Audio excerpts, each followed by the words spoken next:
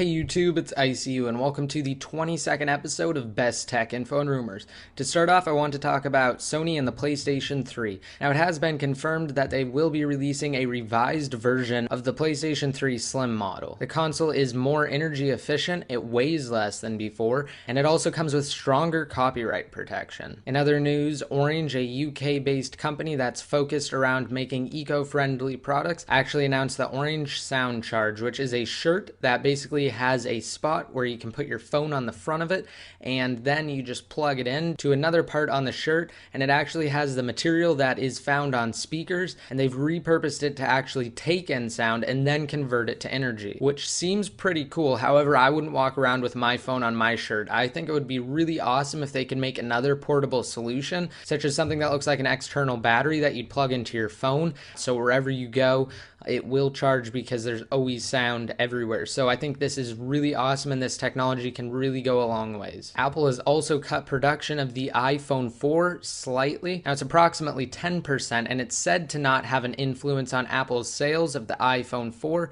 However, they are probably doing this ahead of the iPhone 5 launch. Also in Apple news, it's rumored that they plan to launch an iOS powered Apple TV sometime this fall, and basically this TV will be an all-in-one display. So it won't just be a box anymore, it will actually be built into the TV, similar to the Sony Internet TV. With the announcement and release of the 5th generation iPhone on the horizon, we keep getting rumors daily. Now, I only report on the ones that actually seem valid and the ones that are the most realistic. Now, the one that I'm talking about is one that claims to have confirmed that the iPhone 5 or the 5th generation iPhone will have an A5 processor, which is the same processor that is found on the iPad 2 right now, which is a dual core processor, as well as an 8 megapixel camera, the same form factor as the iPhone 4, and a September release date. A patent filed by Apple back in 2007 was recently granted, and this is a patent on mobile multi-touch displays, and it covers a stationary window inside of a web-based application that you can move around with 2 fingers.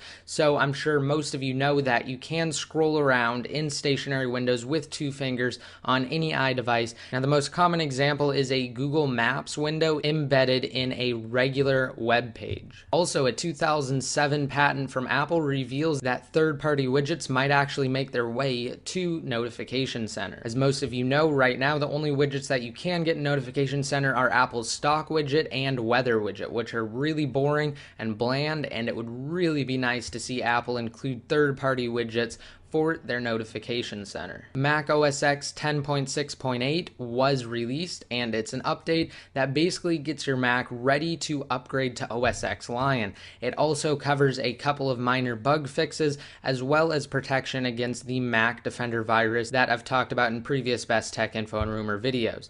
Now, that same 10.6.8 has been confirmed to be safe for jailbreakers by Muscle Nerd, and it still preserves all of the same functions that you need to jailbreak, such as DFU mode, and it doesn't patch or stop the LimeRain exploit in any way. Final Cut Pro X was released the other day, and it has been getting a lot of criticism, mostly because a lot of features are missing from it, and people are basically saying that it's like an upgraded version of iMovie and a watered down version of Final Cut Pro. However, with only a $300 price tag in comparison to the older versions of Final Cut Pro, I guess it seems alright. But Conan O'Brien actually called out Apple on their poor job with the new Final Cut Pro X on late night television. So you guys should definitely check that out. It is actually really funny, and sadly it has some truth to it. So hopefully once Apple sees that Final Cut Pro X is severely flawed, they will release a new version of it. Another thing that's interesting is that a demo video for Skype on the iPad has been leaked, and it has been confirmed to be real by multiple sources,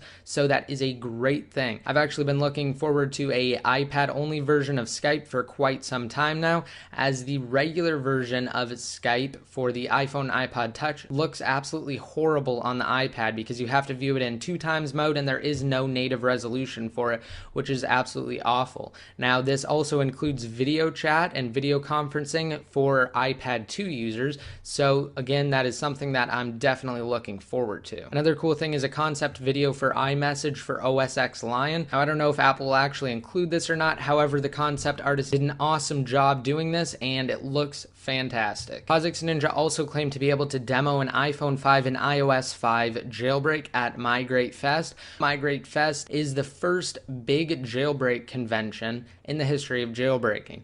Now, that seems a little out there considering the iPhone 5 hasn't even been announced yet, the hardware isn't confirmed, and they know practically nothing about it.